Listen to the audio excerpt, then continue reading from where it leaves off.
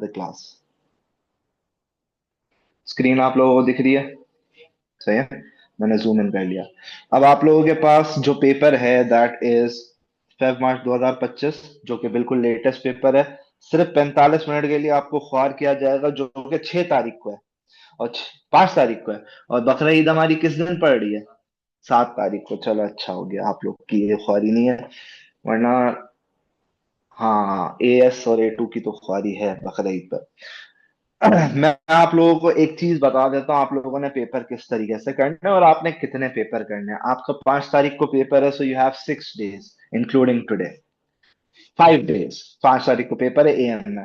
तो 5 × 4 is equal to 20 papers आपने करने। कितने पेपर्स करने? 20। इसमें से 3 पेपर मैं करवा दूंगा, तो आप लोगों ने 17 पेपर करने हैं। पेपर करने का तरीका क्या है? आप लोग है ना बहुत ज्यादा काम चोर हो। आप लोग क्या करोगे, अपने मोबाइल पे खोलोगे और बोलोगे ये ए हो गया, मार्किंग स्कीम देख ली, ए नहीं है बी है। आप थोड़ा सा देखोगे, शायद ना भी देखो, एंड इवेंचुअली आप आगे बढ़ जाओगे। जब आप आगे बढ़ोगे आप क्या करोगे? आप दूसरा एमसीक्यू सॉल्व करोगे। गलत तरीका। सही तरीका ये है, आपने एक पेपर लेना है, वहां पे आपने लिखना है फेब मार्च 2025, या जो भी आप पेपर करोगे। फिर आप लिखोगे 1 2 3 4 5, एंड इवेंचुअली 30 तक आप लेबल करोगे without looking at the marking scheme. With in 45 minutes आप 1 से लेके 30 तक सारे एमसीक्यू सॉल्व करोगे। आपने बोला 1 का ए है, 2 का सी है, 3 का डी है, 4 का ए है, 5 का बी है, so on and so fourth. आप पूरे 30 एमसीक्यू इस तरह सॉल्व कर लोगे। लेट्स से आप बहुत अक्लमंद हो और आप ये रियलाइज करते हो यार ये थर्ड एमसीक्यू है ना, ये मैंने सही नहीं किया।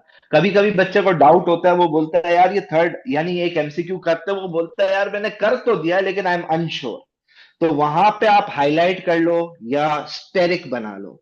जब आप स्टेरिक बना लोगे, फिर आप उस एमसीक्यू पे वापसी आना। जब आप वापसी आओगे आप रीचेक भी कर सकते हो इवेंचुअली।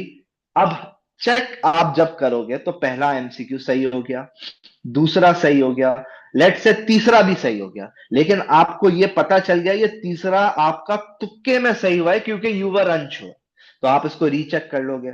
चौथा गलत हो गया। जैसे ही गलत हो गया आप यहां पे लिखोगे कि यार ये किस टॉपिक से रिलेट कर रहा था, अच्छा ये पीईडी से रिलेट कर रहा था। आपने इस तरीके से हर पेपर का एक सेपरेट पेज बनाना है। आप जैसे ही 5 एमसीक्यूज का पेपर सॉल्व कर लोगे तो आप जाके देखोगे यार ज्यादातर टॉपिक्स मेरे कौन से गलत हुए हैं 5 में से। आपने बोला यार पीडी बहुत ज्यादा गलत हो रहा है, तो आप पूरा एमसीक्यूज के लिए सारे टॉपिक्स रिवाइज नहीं करोगे, सिर्फ और सिर्फ कौन सा टॉपिक रिवाइज करोगे? PED. Does that make sense? सही है। अगर आप में से कोई बच्चा चाहता है कि टॉपिकल एमसीक्यूज रिवाइज करे, तो आप लोग को पता है यूट्यूब पे मेरे पास वीडियोस पड़ी हुई है। आप मुझे सर्च करें, वहां पे टॉपिकल वीडियोस भी आ जाएंगी हर टॉपिक की है। एंड के शायद कुछ टॉपिक्स की मैं नहीं डाल सका हूं, लेकिन तकरीबन अनएम्प्लॉयमेंट तक तो सारे टॉपिक्स की है। यहां तक बात समझ में आ गई? करने का तरीका ये, इसके अलावा कोई भी तरीका है ना फजूल है। डन हो गया? Let's get started. आपके पास ये पहला एमसीक्यू आ गया। आप लोग अपने पास आंसर नोट करते रहेंगे। What is classified as factors of production? Land. Land में क्या क्या क्लासिफाई होता है? आपको मैं 1 मिनट दे रहा हूं, आप लोग सोचें। आंसर चिल्लाने की जरूरत नहीं है।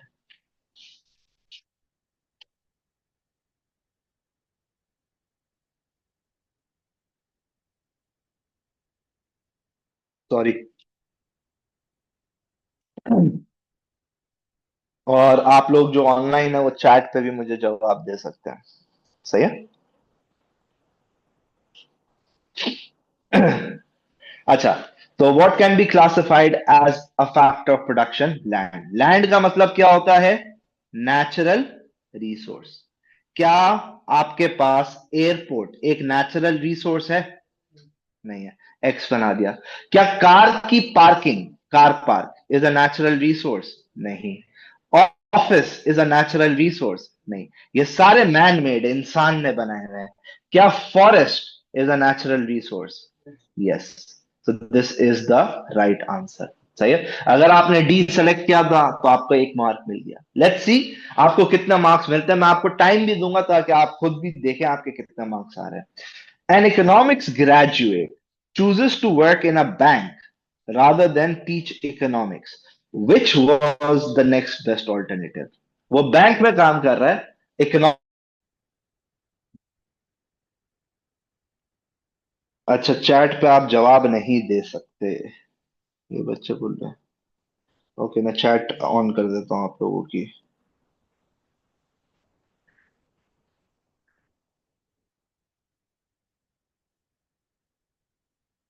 नहीं, यहाँ पे थोड़ा सा इंटरनेट का भी इशू है।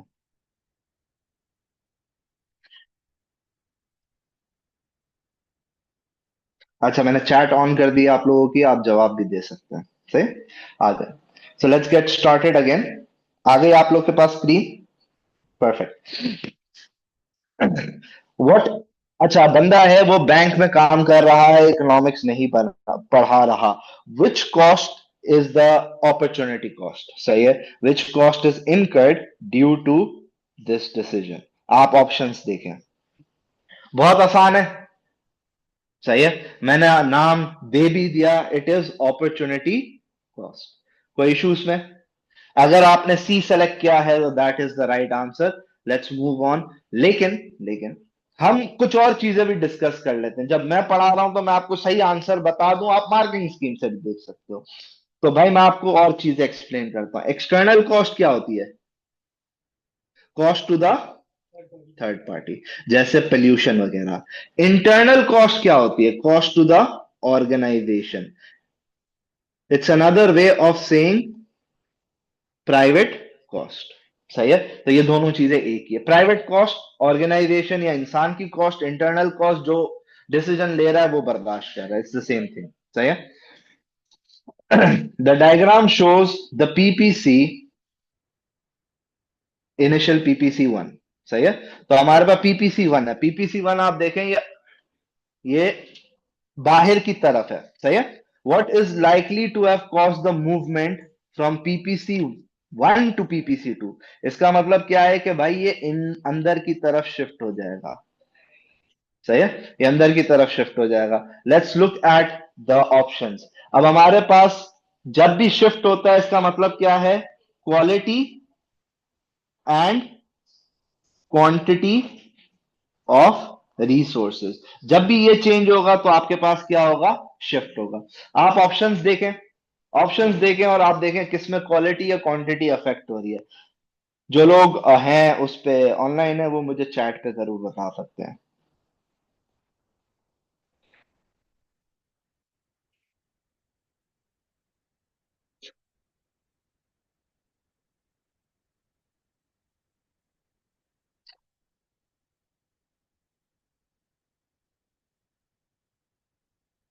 ओके, बहुत सारे ऑप्शंस आए हैं मेरे पास और सारे ही गलत नहीं हैं, कुछ सही भी है। ईशान ने सही बताया है, मुजम्मिल ने, ईमान ने भी सही बताया है, नहीं ईमान ने गलत बताया। ओके, आप लोगों ने टिक कर लिया सही जो है। Let's discuss employment. क्या एम्प्लॉयमेंट से शिफ्ट होती है अनएम्प्लॉयमेंट से? नहीं। अनएम्प्लॉयमेंट से क्या होता है मैं आपको बताता हूं। इंक्रीज इन अनएम्प्लॉयमेंट है ना, तो मेरा पहला पॉइंट पता है कहां पे होता? फुल एम्प्लॉयमेंट पे एक्स पे होता, और अनएम्प्लॉयमेंट दिखाने के लिए मैं नीचे वाई पे मूव करता, ये अनएम्प्लॉयमेंट होती। आई बात समझ में? तो ये आंसर नहीं हो सकता। इंक्रीज इन इन्वेस्टमेंट, इन्वेस्टमेंट होती है तो कैपिटल गुड्स बढ़ते हैं। कैपिटल गुड्स बढ़ेंगे तो पीपीसी आउटवर्ड शिफ्ट हो जाएगा। सही है, इस वजह से ये गलत हो गया क्योंकि हमें इनवर्ट शिफ्ट करना था। Decline in the opportunity cost of consumer goods. अब अपॉर्चुनिटी कॉस्ट की वजह से शिफ्ट नहीं होता, और अपॉर्चुनिटी कॉस्ट कब होती है? जब देर इज अ मूवमेंट। सही है, तो ये भी गलत हो गया। बच गया हमारे पास ए। ए सही है। Decline in non renewable resources, quality and quantity of resources अगर चेंज हो रही है तो पीपीसी शिफ्ट होगा। वो बोल रहा है डिक्लाइन हो रही है रिसोर्सेज, अब रिसोर्सेज जो भी हो वो कम हो गई, पीपीसी इनवर्ट शिफ्ट होगा। तो इसका सही जवाब क्या हो गया भाई आपके पास? ए। Let's move on to the fourth MCQ. What is an example of microeconomics? Microeconomics में क्या क्या आता है? आप देखें, ऑप्शंस देखें.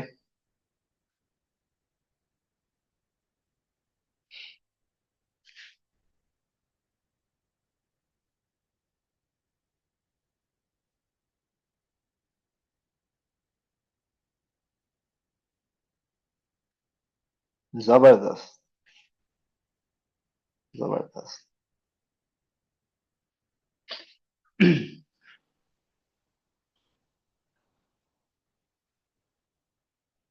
Okay, let's look at the options. हमारे पास मैक्रो इकोनॉमिक्स में क्या क्या आता है? पहले तो आप ये मैक्रो में, माइक्रो की मैं बात नहीं कर रहा, मैक्रो में मैवरिक 2 के सारे टॉपिक्स आपके पास मैक्रो में. सही है. जिसमें आपके पास एग्रीगेट डिमांड है, आपके पास इन्फ्लेशन है, आपके पास अनएम्प्लॉयमेंट है, आपके पास इकोनॉमिक ग्रोथ है, आपके पास एक्सचेंज रेट है, आपके पास प्रोटेक्शनिज्म है, ट्रेड है, ये सारी चीजें. सही है. अब यहां पे देखते हैं. Unemployment is a part of macroeconomics. Inflation is a part of macroeconomics. Government spending is a part of macroeconomics. Micro economics में एक पर्टिकुलर फील्ड या एक पर्टिकुलर मार्केट का जिक्र होगा. तो वो बोल रहा है market for wheat, cost fall हो रही है ऑफ ग्रोइंग वीट. तो एक मार्केट की बात हो गई, therefore A is the right answer. There are three questions to be decided in determining resource allocation. तीन questions क्या हैं? What to produce, how to produce, and for whom to produce.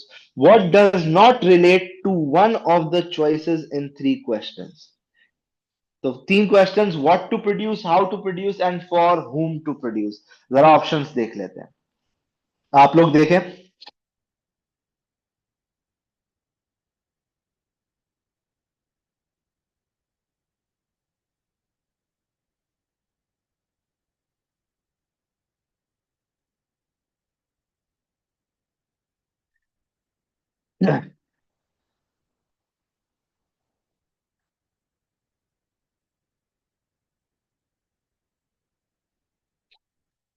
मैंने तीन क्वेश्चंस लिख दिए, what to produce, how to produce, and for whom to produce. Now let's look at the options. सही है. वो बोल रहा है कि भाई whether all incomes receive the output. सबको मिल रहा है आउटपुट. मतलब हम कौन सा क्वेश्चन एड्रेस कर रहे हैं? हम फॉर हुम टू प्रोड्यूस. सही है. ए बोल रहा है कि सारे इनकम ग्रुप्स को, गरीब को भी और अमीर को भी आउटपुट मिलना चाहिए. तो basically we are answering for whom to produce. Whether consumer और इंडस्ट्रियल गुड्स आर प्रोड्यूस्ड. हम कौन सा क्वेश्चन को आंसर कर रहे हैं? कौन सा आंसर हो रहा है? What to produce. Whether labour और capital is used in the production. हम क्या क्वेश्चन को आंसर कर रहे हैं? How to produce. Whether economic goods or free goods are supplied. Again, now यहां पे फ्री गुड्स हम बना ही नहीं सकते. सही है. फ्री गुड्स क्या होते हैं? सनलाइट. सही है. फ्री गुड्स का मतलब है जिसमें फैक्टर्स ऑफ प्रोडक्शन इस्तेमाल ही ना हुए हो, वो फ्री गुड्स हो जाते हैं. सही है. तो फ्री गुड्स हम बना ही नहीं सकते, इस वजह से ये रिसोर्स एलोकेशन का क्वेश्चन हो ही नहीं सकता. तो C is the right answer. Okay. इस क्वेश्चन को मैं बोलता हूं वॉफल क्वेश्चन. सही है. वॉफल क्वेश्चन मैं आप लोगों को खुद करके बताऊंगा, आप लोगों ने मेरे साथ रहना. सही. The diagram shows demand and supply for a good. The market is in equilibrium at point X. What would be the new equilibrium position if there were a successful advertising campaign for an for the good and increase in the cost of raw material? सबसे पहले सबसे पहले जब भी ऐसा waffle question है ना, waffle का मतलब ये देखा आप, शेप कैसा है? वॉफल जैसा है. वॉफल का शेप भी ऐसा ही होता है. सही है. आपने सबसे पहले आइडेंटिफाई करना है इक्विलिब्रियम क्या है. उसने बताया हुआ एक्स है. सही है. S1 और D1 पे आपका इक्विलिब्रियम है. पहली चीज वो बोल रहा है कि एडवर्टाइजमेंट कैंपेन है. एडवर्टाइजमेंट कैंपेन की वजह से क्या शिफ्ट हो जाएगा? डिमांड। डिमांड कहां शिफ्ट होगी, आउटवर्ड या इनवर्ड? आउटवर्ड। आउटवर्ड शिफ्ट होगी तो D3 पे आ गया, कोई इशू? दूसरा है कॉस्ट ऑफ रॉ मटेरियल बढ़ रही है। अब देखिए मैंने D3 को सर्कल कर दिया, ये क्यों किया है थोड़ी देर में आपको पता चलेगा। Increase in the cost of raw material, raw material की कॉस्ट अगर बढ़ रही है तो क्या शिफ्ट होगा? सप्लाई। सप्लाई कहां शिफ्ट होगा? इनवर्ड्स। इनवर्ड शिफ्ट हो जाएगा तो ये S2 पे आ जाएगा। अब अगर आप देखें D3 और S2 का इक्विलिब्रियम कहां बन रहा है? B पे। तो that is your right answer. इसको आप किसी और तरीके से अगर एक्सप्लोर करेंगे इस टाइप ऑफ एमसीक्यू को, आप कंफ्यूज हो जाएंगे। तो सबसे अच्छा तरीका क्या है, जो शिफ्ट हो जाए उसको सर्कल कर लें, फिर देखें दो सर्कल्ड का इक्विलिब्रियम कहां बन रहा है। अब मैं आपको मिसाल देकर समझाता हूं। लेट्स से ये पॉइंट ही नहीं लिखा हुआ, cost of production he change नहीं हुई है, तो हमारी सप्लाई तो शिफ्ट होती ही नहीं। यस। तो हमारा इक्विलिब्रियम क्या बनता? D3 और S1 पे बनता, यहां पे कहीं बनता। आगे बात समझ में? सिंगल शिफ्ट भी वो पूछ सकता है, लेकिन क्योंकि यहां पे सिंगल शिफ्ट नहीं पूछा हुआ, इस वजह से इसको कोई ऑप्शन कंसिडर ही नहीं किया हुआ। आ जाए question number 7। The price elasticity of demand for smartphone is believed to be 2.0. A manufacturer decides to cut prices by 10%. What will be the effect of this price change? सही। अब सबसे पहले आप देखें प्राइसेस को कट किया गया है। प्राइसेस को कट किया गया है, कम किया गया है, इसका मतलब क्वांटिटी डिमांडेड क्या हो जाएगी भाई? बढ़ जाएगी। The demand will fall. क्या ये सही हो सकता है? नहीं, ये गलत हो गया। The quantity supplied will remain the same. अब ये भी आंसर नहीं हो सकता। जब बाई बात हो रही है पीडी की तो क्वांटिटी सप्लाइड का जिक्र कहां से आ गया? सही है। शादी हो रही है अब्दुल्ला और अनम की, तो बिलाल का क्या काम भाई? सही है। Revenue will increase. Now we can not say anything about revenue अभी तक, लेकिन we will look into the other options. तो बी और डी में से कोई एक ऑप्शन होना चाहिए। अब let's look at how to calculate the change in quantity demanded. सबसे पहले मैंने यहां पे लिखा पीडी का formula, which is percentage change in quantity demanded divided by percentage change in price. अब इस पूरे फॉर्मूले में जो जो चीजें हमें गिवन है वो हम रिप्लेस कर देंगे। तो पीडी हो गया -2.0, percentage change in quantity demanded नहीं दी हुई तो ये हो गया एक्स, और परसेंटेज चेंज इन प्राइस हो गया हमारे पास 10%। सही है। अब ये उस तरफ जाएगा, मल्टीप्लाई हो जाएगा, तो ये हो जाएगा भाई 20% से हमारी डिमांड क्या हो गई है? चेंज हो गई है। सही है। 20% से हमारी डिमांड चेंज हो गई है। तो क्या इसका आंसर 20% हमें कहीं पे दिख रहा है? जवाब है नहीं। तो डिमांड विल राइज बाय 5%, गलत। Demand will rise by 20%। इसका मतलब है D should be the answer. Let's look at why D is the answer. ये देखें, price, quantity demanded, revenue. Price हमारी कम हुई 10% से, डिमांड हमारी बढ़ गई 20% से। फायदा ज्यादा हुआ या नुकसान? फायदा ज्यादा हुआ या नुकसान? फायदा। 20% ज्यादा हुआ ना, तो हमारा रेवेन्यू क्या हो जाएगा? Will increase. So that is why D is the right answer. और आपके लेवल पे ये 7th एमसीक्यू मेरे हिसाब से सबसे मुश्किल होगा आप लोगों को जस्टिफाई करना। सही है। As a student you would find this question to be typically hard. सही है।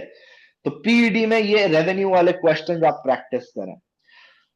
What is a characteristic of a market economic system? सही है। मार्केट इकोनॉमिक सिस्टम का मतलब market, demand and supply. Options देखें। ऑप्शंस देखें आप लोग, फिर मुझे जवाब बताइएगा चैट पे।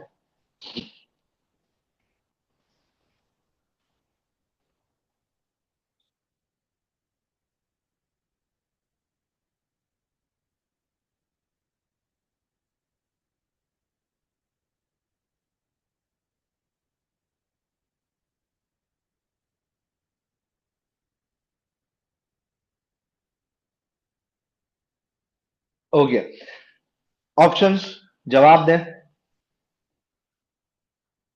असल में पाकिस्तानी जो अवाम है ना, जितने भी पाकिस्तानियों को मैं पढ़ाता हूँ जो प्योर पाकिस्तानी है, सही है, उनकी अंग्रेजी को होता है पोलियो।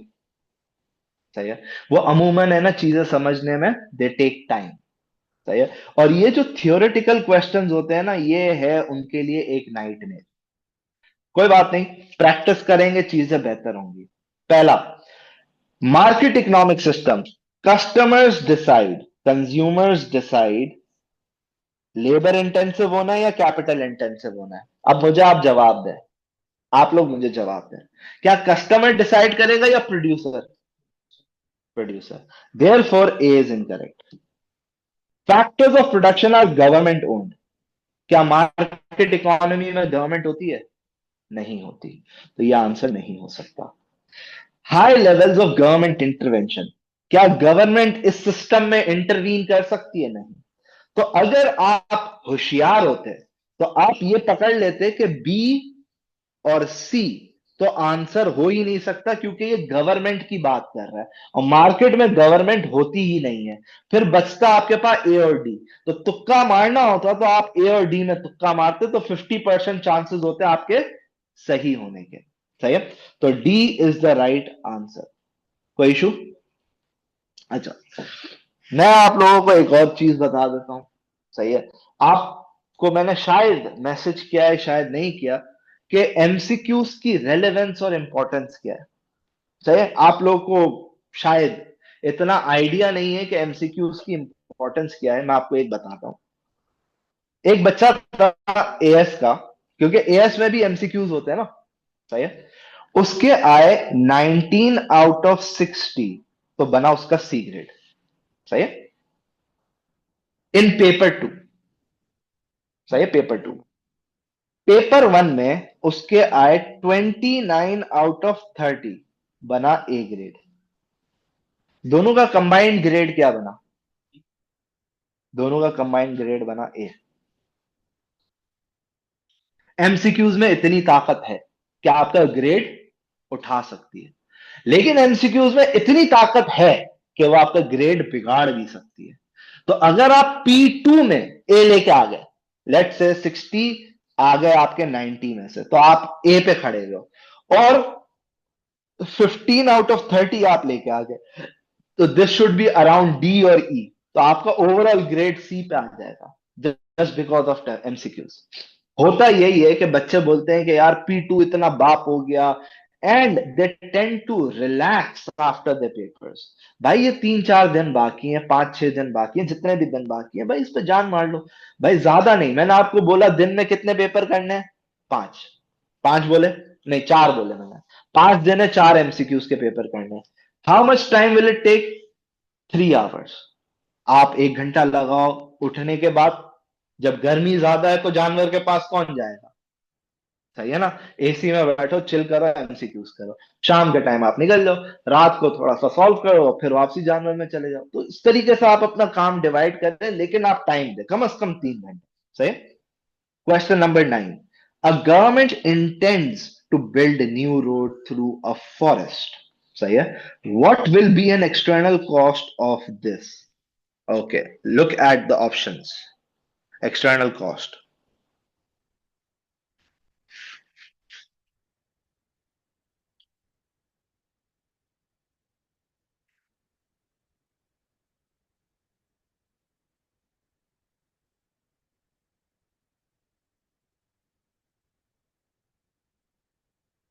Okay.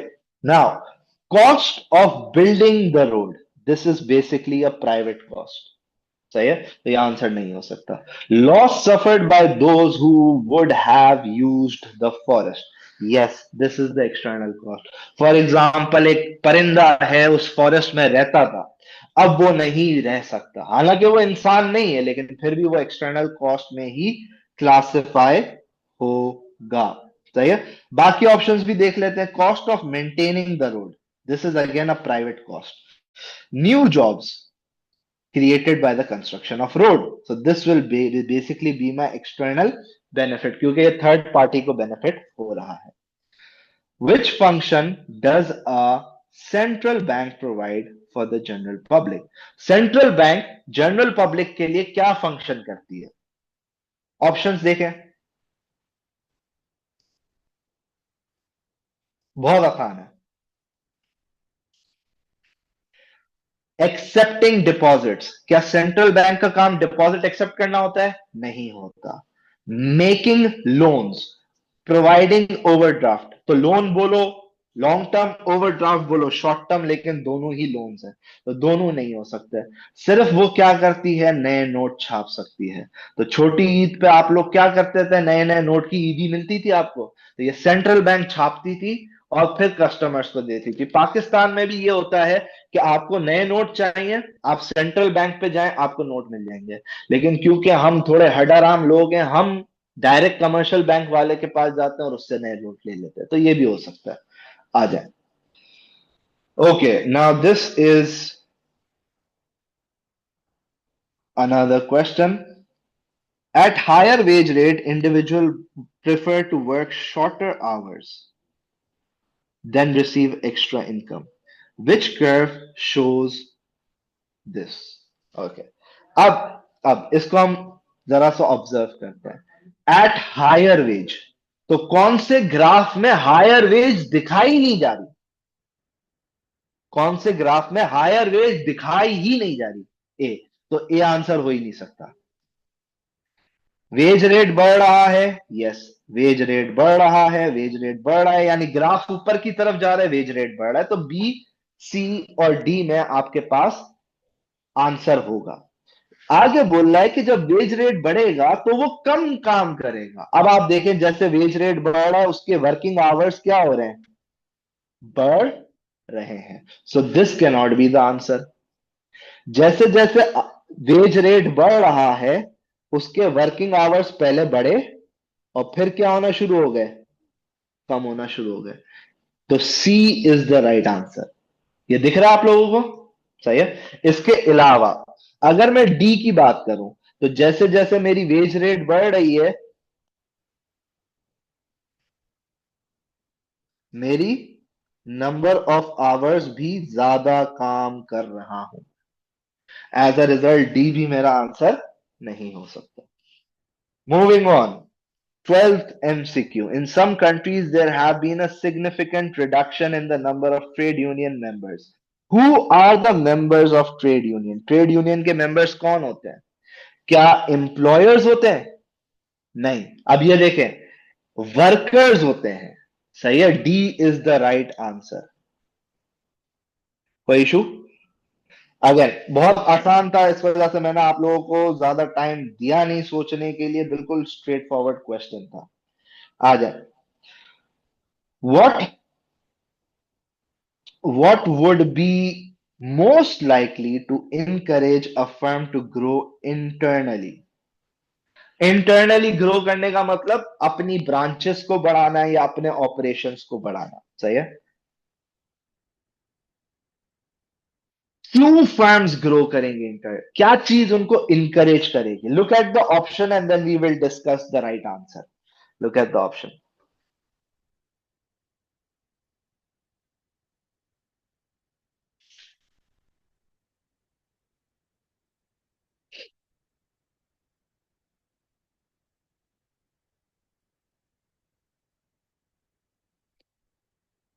ओके, आ जाते हैं।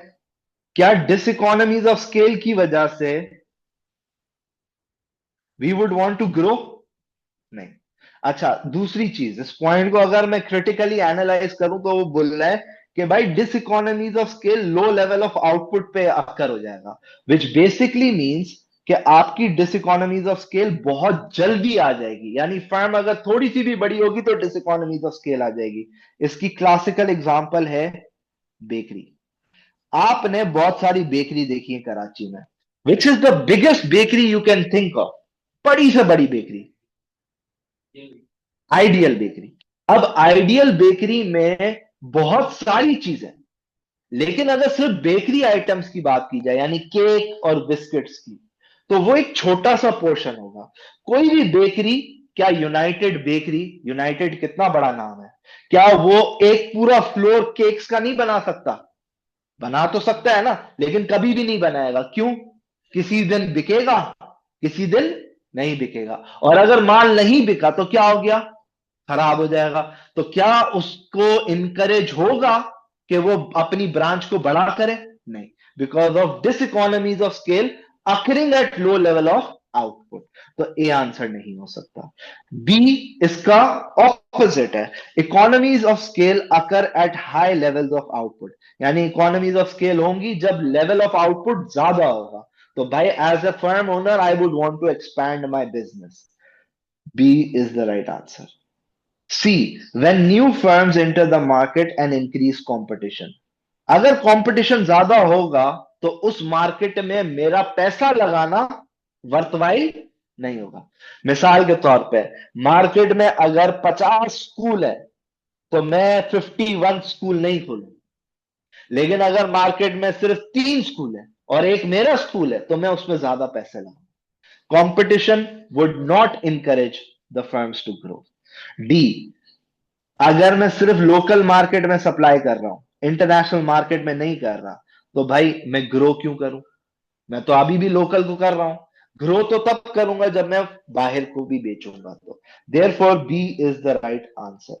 सही है? आगे बढ़ते हैं। A car wash firm has 3 workers. Before specialization, each worker washed 5 cars per day. After specialization, 30 cars per day are washed. What is the percentage increase in productivity?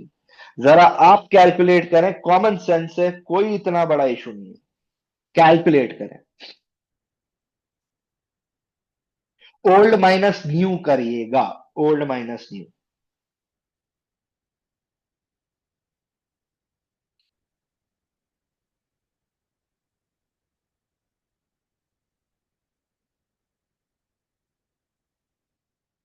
Sorry sorry, new minus old.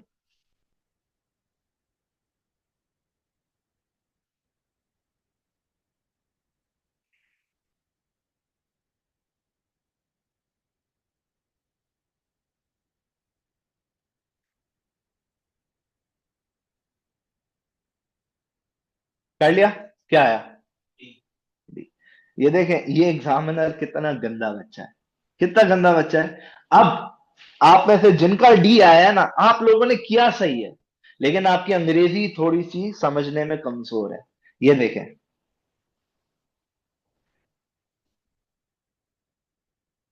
Sorry, each worker washed 5 cars per day. सही है? 30 cars per day are washed. तो ये 30 cars per day are washed का मतलब क्या है? तीनों बंदों ने 30 गाड़ियां धोई हैं। तो एक बंदे ने कितनी धोई? 10। ये सिर्फ, यानी this does not make sense. भाई यू आर टेस्टिंग इकोनॉमिक्स की नॉलेज, आप स्ट्रेट फॉरवर्ड नंबर्स दे दो। क्यों अंग्रेजी में घुमा रहे हो भाई बिला वजह? क्या आपको, आपने जब डी कैलकुलेट कर लिया तो यू नो द कॉन्सेप्ट के न्यू माइनस ओल्ड से कैलकुलेट होता है। You missed out on simple details. सही है? And you penalised for that. अब मैं अगर कैलकुलेट करूंगा तो 10 - 5, ये 10 कैसे आया सबको समझ में आ गया? अपॉन 5 × 100। तो मेरा आंसर आ जाएगा बी। कोई इशू? आगे बढ़ते हैं। The diagram shows fixed cost, variable cost and total cost of a firm. सबसे पहले हम लेबल कर लेते हैं कौन सी कॉस्ट कौन सी है।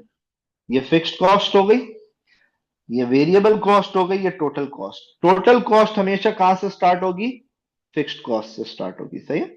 यहां से स्टार्ट होगी। और वेरिएबल कॉस्ट हमेशा कहां से स्टार्ट होगी भाई? हमेशा वो ओरिजिन से स्टार्ट होगी। तो ये रूल है। अब what is the firms total variable cost? सही है, वो बोल रहे टोटल वेरिएबल कॉस्ट बताओ मुझे फॉर 100 यूनिट्स। तो 100 यूनिट्स पे हम गए और यहां पे आ गए हम टोटल वेरिएबल कॉस्ट। तो टोटल वेरिएबल कॉस्ट कितनी हो गई? जरा ऑप्शंस पे देख के मुझे बताएं चैट पे कितना होना चाहिए। ए, जबरदस्त। सी, सही है। क्यों? क्योंकि वो बोल रहा है ये 3 जीरो दिए हुए यहां पे। अब ये एक और मुझे एक बात बताओ, अगर किसी बच्चे ने ये 3 जीरो नहीं देखे और वो 25 डायग्नोस कर लेता है, तो भाई सही है ना, उसको ग्राफ रीड करना तो आता है ना। लेकिन एग्जामिनर बोलता है नहीं, वो 3 जीरो उसने कंसिडर नहीं किया, मैं उसको मार्क्स नहीं दूंगा। तो आपको छोटी छोटी डिटेल्स पे नजर रखनी है। 45 minutes is very less time for a paper, और बहुत ज्यादा टाइम है। तुम लोग के हिसाब से कम है या ज्यादा है?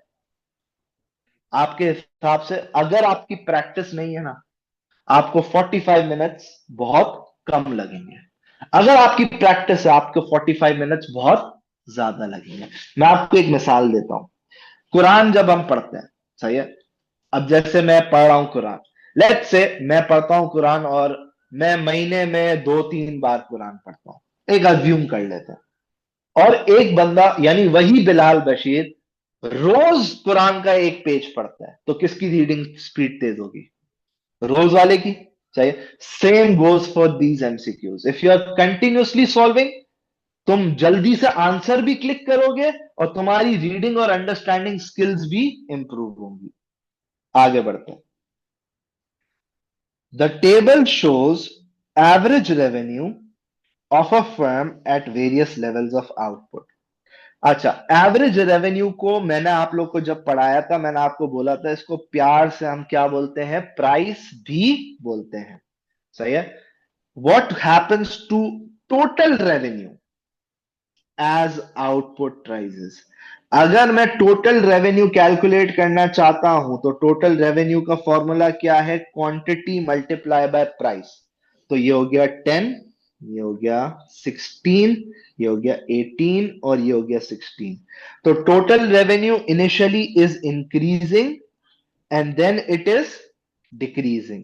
यही हो रहा है। Let's look at the option.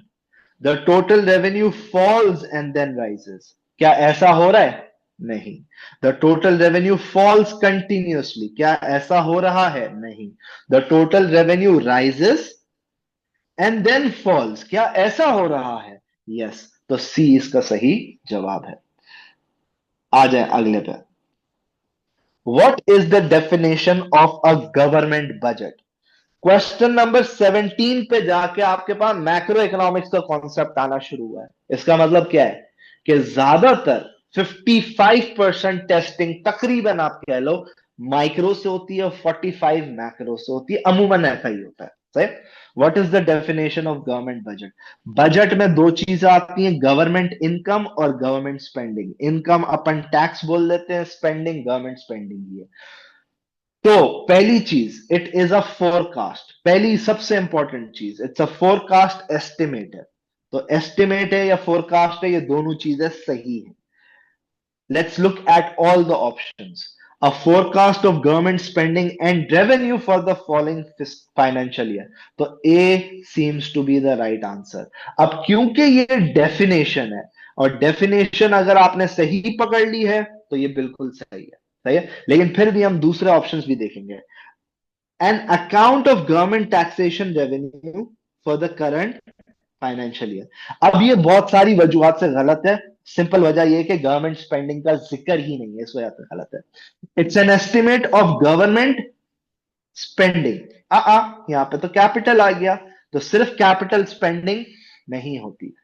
An explanation of government spending for the financial year. चलो, अगर इसको हम बोलें कि भाई बच्चे को समझ में नहीं आया, तो गवर्नमेंट स्पेंडिंग है लेकिन गवर्नमेंट रेवेन्यू या टैक्सेस का जिक्र ही नहीं है, इस वजह से ये गलत हो गया। सही है। तो A is the right answer. A government decides to increase defense expenditure. Defense expenditure is government spending and reduce direct taxes. तो गवर्नमेंट स्पेंडिंग बढ़ा रहे हैं और टैक्सेस को कम कर रहे हैं। Which type of policy is this? सबसे पहले तो बताएं, गवर्नमेंट स्पेंडिंग और टैक्सेस कौन सी पॉलिसी होती है? It's a fiscal policy. Now let's look at the options. Okay, option में हमारे पास एक ही ऑप्शन है जिसमें फिस्कल पॉलिसी है। हमें दूसरी चीज देखने की जरूरत ही नहीं। सही है। आगे बढ़ते हैं।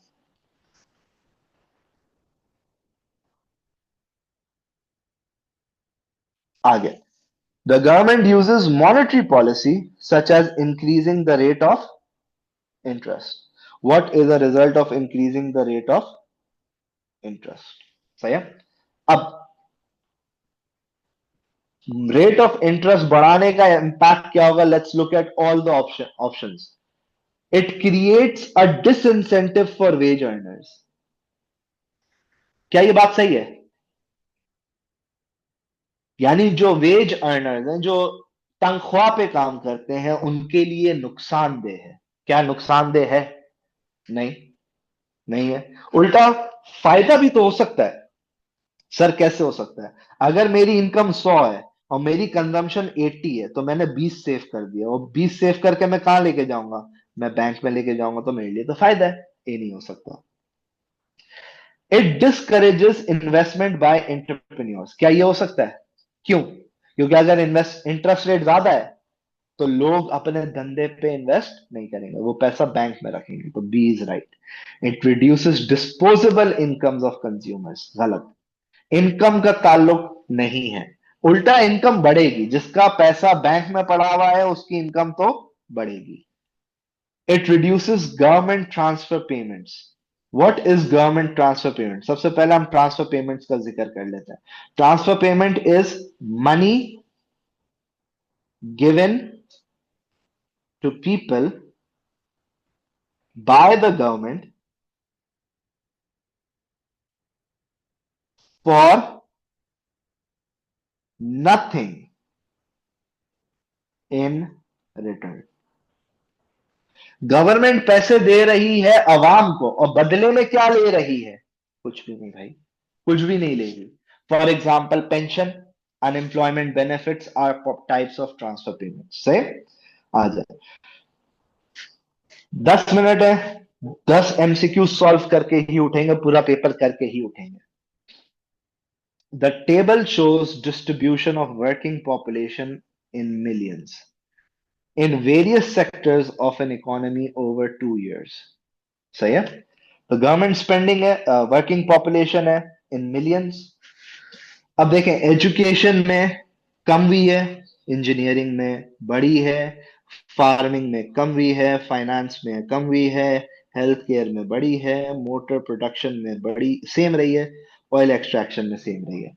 What can be concluded from the information? अब जब भी ऐसा सवाल आए ना, तो आपने ये समझना है कि इस सारी स्टेटमेंट्स में सच्ची बात कौन सी है। जो सच्ची बात होगी वो आंसर होगा। अच्छा, now let's look at option 1। Less output was produced in an economy in year 2 than in year 1। क्या ये बात सही है? सही है। भाई, आउटपुट का तो जिक्र ही नहीं है, वो तो सिर्फ बोल रहा है कि इतने मिलियन लोग एम्प्लॉयड हैं। तो सर, अगर लोग ही मैं यहां पे टोटल करूं, और लोग यहाँ पे लेट से 20 हैं और यहाँ पे 18 है, अज्यूम कर लेते हैं। अगर लोग ही कम एम्प्लॉयड हैं, तो वो प्रोड्यूस भी कम करेंगे? नहीं। हो सकता है ईयर 2 में टेक्नोलॉजी आ गई हो, तो आपको तो पता ही नहीं है, तो आप आउटपुट का जिक्र कर ही नहीं सकते हो। Fewer people were employed in secondary sector in year 1 than year 2।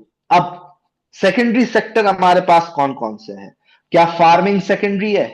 नहीं। क्या इंजीनियरिंग सेकेंडरी है? अब इंजीनियरिंग सेकेंडरी भी और टर्शरी भी, दैट्स वेरी डिफिकल्ट। क्या ऑयल एक्सट्रैक्शन सेकेंडरी है? नहीं। मोटर व्हीकल प्रोडक्शन सेकेंडरी है?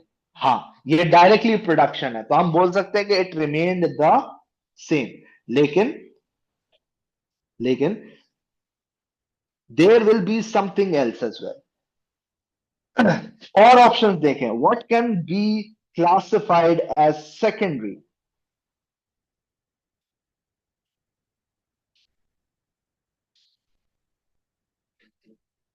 मेरे हिसाब से ना, engineering is also part of secondary, क्योंकि इंजीनियर्स प्रोड्यूस करते हैं गुड्स एंड सर्विसेज। तो इंजीनियर्स 6 थे ईयर 1 में, और ईयर 2 में 8 हैं। तो सेकेंडरी सेक्टर ईयर 1 में कम लोग एम्प्लॉय कर रही थी, ईयर 2 में ज्यादा लोग एम्प्लॉय कर रही थी। तो अगर इंजीनियरिंग को देखा जाए तो ये बात सही हो जाती है। लेकिन we look at other options. More people were employed in primary sector in year 2 than in year 1। अब प्राइमरी सेक्टर में let's look at options. Farming है और ऑयल एक्सट्रैक्शन है। अगर आप गौर से देखें, ईयर टू में कितने हैं? चार। सॉरी, ईयर वन में हमने कितने एम्प्लॉय किए हुए हैं? दो और दो, चार। और ईयर टू में हमने कितने एम्प्लॉय किए? One plus two, three. तो लेस पीपल वर एम्प्लॉयड, तो ये भी नहीं हो सकता। More people were employed in tertiary sector in year to.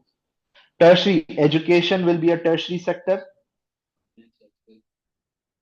Finance, health care, ये सारे टर्शरी सेक्टर्स में आएंगे।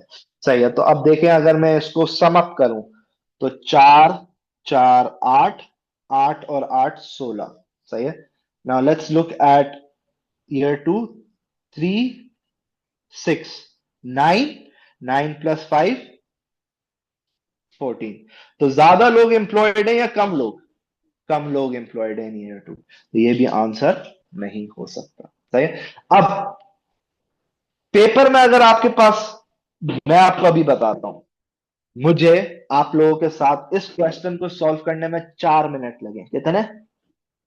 जबकि हमारे पास एक एमसीक्यू को सॉल्व करने के लिए 1.5 मिनट होता है। तो जब भी इतना सिग्निफिकेंट या इतना बड़ा एमसीक्यू सोचने वाला आ जाए, तुम्हारे दिमाग में क्या होना चाहिए? आगे बढ़ो, इसको छोड़ दो।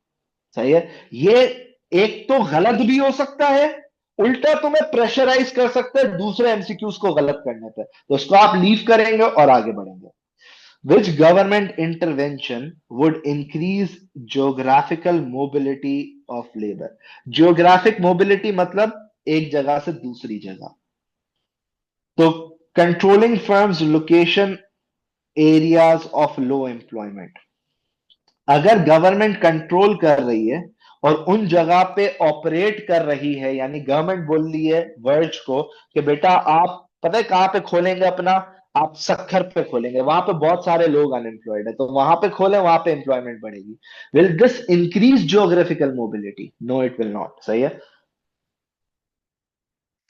Okay.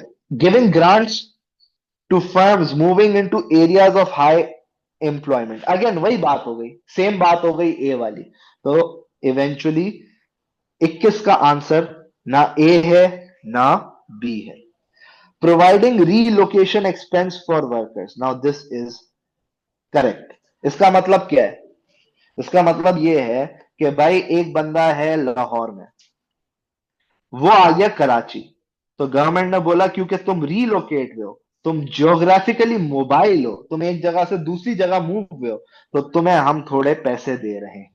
Will this increase geographical mobility? Yes, it will. C is the right answer. Which actions by employers are most likely to reduce long-term economic growth?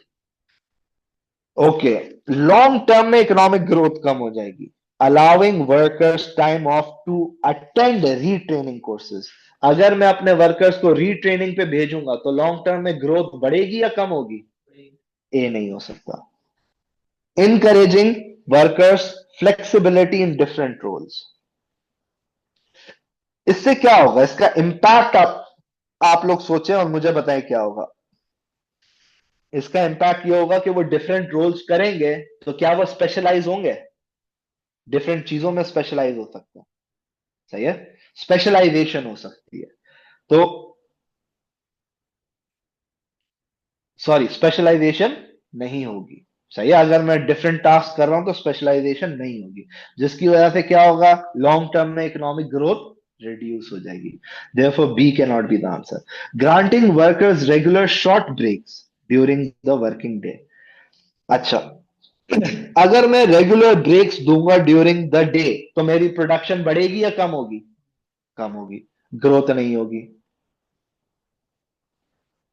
Replacing skilled workers with semi skilled workers. Skilled worker को हटा के semi skilled worker. तो अगर देखा जाए तो सबसे ज्यादा लॉन्ग टर्म इकोनॉमिक ग्रोथ को कौन कम करेगा? D. Does this make sense? सही है। आ गया। ओके, इन्फ्लेशन की calculation. Weights attached to various categories of goods in consumer price index in 2 years. अच्छा, ये वेट्स हैं, सही है। आप समझ लो, ये वेट्स इस तरीके से कि क्लोथिंग का वेट है 100/1000, विच इज बेसिकली 10%, सही है। तो इस तरीके से आप अगर एक एक जीरो एलिमिनेट कर देंगे तो आपको समझने में आसानी होगी, लेकिन क्योंकि यहाँ पे पूरा डेटा दिया हुआ है तो हम उसको इसी तरीके से लेंगे, सही। तो ये वेट्स दिए हुए हैं डिफरेंट कैटेगरीज के। What can be concluded when comparing year 1 and year 2? सही। वेट का मतलब क्या होता है? आप अपनी इनकम का कितना पोर्शन खर्च कर रहे हो on a particular category. Real income spend by average consumers on motoring increased. अच्छा, क्या मोटरिंग पे हमारा खर्चा बढ़ गया है? गलत, नहीं बढ़ा है। सर क्या बात कर रहे हो, पहले 200 था, अब 300 है। भाई आपका वेट बढ़ा है, मतलब आप अपनी इनकम का अगर 100 रुपया था तो तकरीबन 20% ईयर 1 में स्पेंड करते थे, विच इज 20, और ईयर 2 में आप 30 कर रहे हो। तो सर अगर यूं भी देखा जाए तो आप ज्यादा ही स्पेंड कर रहे हो, लेकिन भाई ईयर 2 में इनकम क्या है यह तो आपको नहीं बताई हुई। अगर ईयर 2 में इनकम ही आपकी हो गई 50, और 50 का 30% आप खर्च कर रहे हो, विच मेक्स 15, तो आप तो कम स्पेंड कर रहे हो। यू कैन नॉट कंक्लूड कि आप कितना पैसा खर्च कर रहे हो। यू कैन ओनली कंक्लूड कि आप अपनी इनकम का कितना प्रोपोर्शन खर्च कर रहे हो। तो ए नहीं हो सकता। The cost of producing food has fallen. भाई आप ये भी नहीं बता सकते, ये सिर्फ वेट दिया हुआ है। वेट का मतलब आप अपनी इनकम का कितना परसेंटेज उस कैटेगरी में खर्च कर रहे हो। CPI has not changed over 2 years। क्या देखा जाए तो क्या सीपीआई हैज नॉट चेंज्ड? जरा आप लोग देखें, सीपीआई तो चेंज हुई है, सही है। The proportion of income spent on clothing has increase. अब ये देखें, यहां पे उसने एक्सप्लिसिटली बोला है कि भाई percentage of income spent on clothing has increase. Yes it has increase. बाकी सारी बातें कंफ्यूज करने के लिए थी। तो D is the right answer. The table shows HDI values for 2 countries. जिसकी वैल्यू ज्यादा वो developed, X is developed, Y is developing. Difference in HDI values. HDI में तीन तीन चीजें होती हैं, एक होती है इनकम, एक होती है हेल्थ, और एक होती है education. Country X has double the inflation rate of Y. भाई हो ही नहीं सकता, आपको ये इन्फ्लेशन बताता ही नहीं है तो इन्फ्लेशन कैसे होगा। Country X has half population, again population पे बात ही नहीं हो रही। Country X spends more of its real GDP on foreign aids than. भाई does this make sense? No. D. Countries X spends more of its real income on schooling. Yes, तभी तो उसका एचडीआई ज्यादा है, क्योंकि schooling is directly related to education. 25. Wealthy countries have people who live in relative poverty. What is most likely cause of this? Relative poverty का मतलब क्या है? Relative मतलब कंपैरेटिवली पुअर। एक बंदा लाख रुपए कमा रहा है, एक बंदा 2 लाख रुपए कमा रहा है, तो जो लाख रुपए कमा रहा है वो रिलेटिवली पुअर है 2 लाख वाले से। ऐसा क्यों है? What could be most likely cause of this?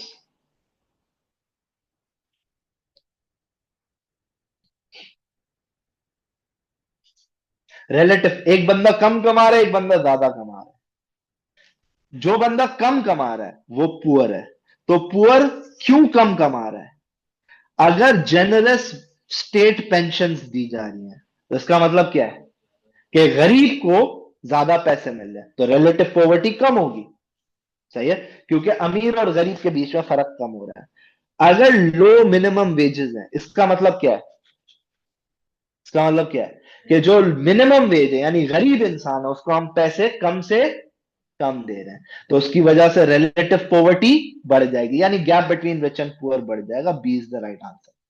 अगर प्रोग्रेसिव टैक्सेस है तो ये gap between rich and poor को खत्म करेगा, तो ये रिलेटिव पॉवर्टी इंक्रीज नहीं करेगा बल्कि कम करेगा। सब्सिडाइज्ड हेल्थ केयर, तो सब्सिडाइज्ड हेल्थ केयर भी रिलेटिव पॉवर्टी को कम करेगा। ओके, ओके, जबरदस्त। अब ये है पॉपुलेशन पिरामिड। सिर्फ पॉपुलेशन पिरामिड में देख के बताएं इन तीन कंट्रीज में से। अच्छा, अच्छा, ये एक ही कंट्री का डेटा है। फॉर अ कंट्री 1950, 2005 और 2050। आपको क्या फर्क दिख रहा है? सबसे पहले देखें बर्थ रेट कितना था। अब आप देखें बर्थ रेट कितना है, कम हो गया। लेकिन आप वर्किंग पॉपुलेशन देखें कितनी बढ़ गई है। अब यहां पे आप देखें कि आपके पास ज्यादा पॉपुलेशन कहां आ चुकी है। इसका मतलब क्या है? 1950 में जो बच्चे पैदा हुए थे, उनको बोला गया था कि आपने कम बच्चे पैदा करने, इस वजह से बर्थ रेट कम है। और जब वो वर्किंग पॉपुलेशन में आए, उन्होंने अपने बच्चों को बोला कि हमें और कम बच्चे पैदा करने हैं, तो इवेंचुअली बूढ़े ज्यादा हो गए और नीचे के जनरेशन कम हो गए। Let's look at the option. What can be concluded from the diagram? Men outnumbered women. Oh my God. Now this is very difficult to say. सही है। अब हमें मेन को देखना पड़ेगा और वुमेन। अमूमन ऐसा होगा नहीं, लेकिन let's look at other options before exploring A. People are living longer over the period. क्या people are living longer? Yes, people are living longer. अच्छा, अच्छा, एक मिनट, एक मिनट। ए आंसर नहीं हो सकता। सर क्यों? मेरी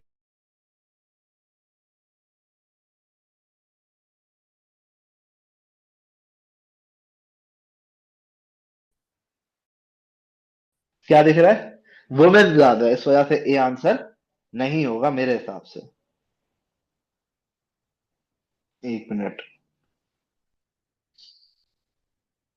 let's look at B. People are living longer. क्या पीपल आर लिविंग लॉन्गर? एज देखें, पहले 80 थी, कम लोग थे। अब 80 पे ज्यादा लोग हो गए। और अब आप 80 और 100 पे देखें, यहां पे तो आप देखें, इसको तो आप गौर से देखेंगे, देखेंगे, ये तो देखें, दिखा आप लोगों को। तो क्या people are living for more? Yes, they are living for more, क्योंकि जैसे जैसे टेक्नोलॉजी बढ़ रही है, आपके पास बेहतर टेक्नोलॉजी आ रही है। So B is the right answer. We'll move on, आगे बढ़ते हैं ताकि हम पेपर कंप्लीट कर लें। A country has large oil reserves, it produces a wide range of goods rather than specialise in oil production. एक कंट्री है, उसके पास रिजर्व्स भी हैं, वो ज्यादा रिजर्व्स होने के बावजूद वो स्पेशलाइज कर रहा है दूसरी चीजों में। What is not an acceptable reason to support this decision? मतलब इस क्वेश्चन, इस सिनेरियो का मतलब क्या है कि एक मुल्क जिसके पास तेल है, वो तेल में स्पेशलाइज नहीं कर रहा बल्कि किसी और चीज में स्पेशलाइज कर रहा है। ऑप्शंस देखें।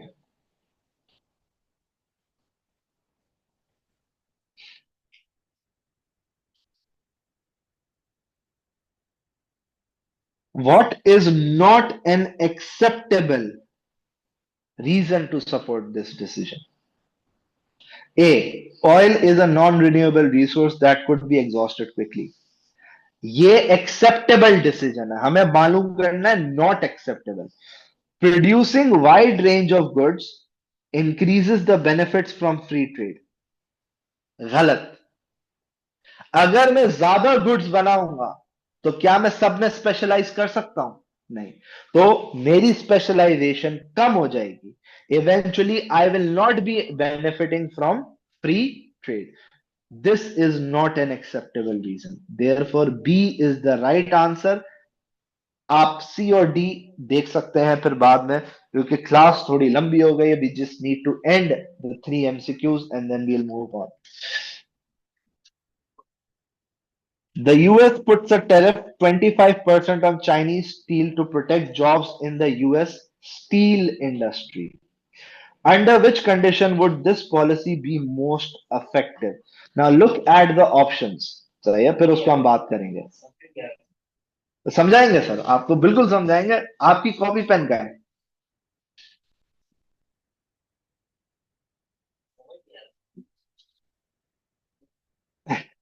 सही है। Okay. Options. The price elasticity of demand is -2.5। सही है। अब सबसे पहले हम देखते हैं, अगर टैरिफ लगाया जाएगा, टैरिफ लगाया जाएगा तो प्राइस बढ़ जाएगी। और अगर इलास्टिक है डिमांड, तो क्वांटिटी डिमांडेड सिग्निफिकेंटली फॉल होगी। क्या यूएस को फायदा होगा उससे? मैं वापसी आपको समझाता हूं, वापसी समझाता हूं। देखें, यूएस टैरिफ लगा रहा है ताकि वो चाइना के स्टील को इंपोर्ट ज्यादा करे या कम करे? कम करे। सही है, बेसिक कॉमन सेंस बोलती है कम करे। तो अगर मैं टैरिफ लगाऊंगा और अगर चाइनीज स्टील इलास्टिक है, तो यूएसए में डिमांड ज्यादा कम होगी। Does that make sense? तो क्या यूएसए में जॉब ज्यादा प्रोटेक्ट हो गई? अब हम चाइना का स्टील तो नहीं लेंगे, अब हम किसका स्टील लेंगे? Local steel. So A is the right answer. What might a central bank do to stop a fall in the value of country's currency? अगर मुझे करेंसी की वैल्यू को गिरने से बचाना है तो मैं क्या करूंगा? हाँ, ए। जबरदस्त, मेरे हिसाब से भी ए ही है। क्यों? क्योंकि अगर मैं इंटरेस्ट रेट्स को बढ़ा दूंगा तो मेरे मुल्क में इनफ्लो क्या हो जाएगा? बढ़ जाएगा। और इनफ्लो होगा तो मेरी करेंसी क्या हो जाएगी भाई? स्ट्रांग। याद है वो कलमा, पैसा आवत है, डिमांड अफेक्ट होवत है। सही है। Last MCQ. A government wishes to reduce the surplus on the current account of its balance of payment. Surplus reduce करना है, यानी एक्सपोर्ट्स को कम और इंपोर्ट्स को बढ़ाना है हमें। सही है। तो कैसे होगा? कैसे होगा? इंक्रीजिंग एक्सिस्टिंग इंपोर्ट होगा। हाँ, C. C. Increasing existing imports quota. जबरदस्त, इसका आंसर सी है। सर कैसे सी है, इसको जरा गौर से देखते हैं। सी इसलिए है क्योंकि पहले मेरे मुल्क में सिर्फ 100 कार्स अलाउड थी इंपोर्ट करना, अब मेरे मुल्क में 200 कार्स अलाउड है इंपोर्ट करना। तो मेरे मुल्क में इंपोर्ट क्या हो गई भाई? बढ़ गई। सही है।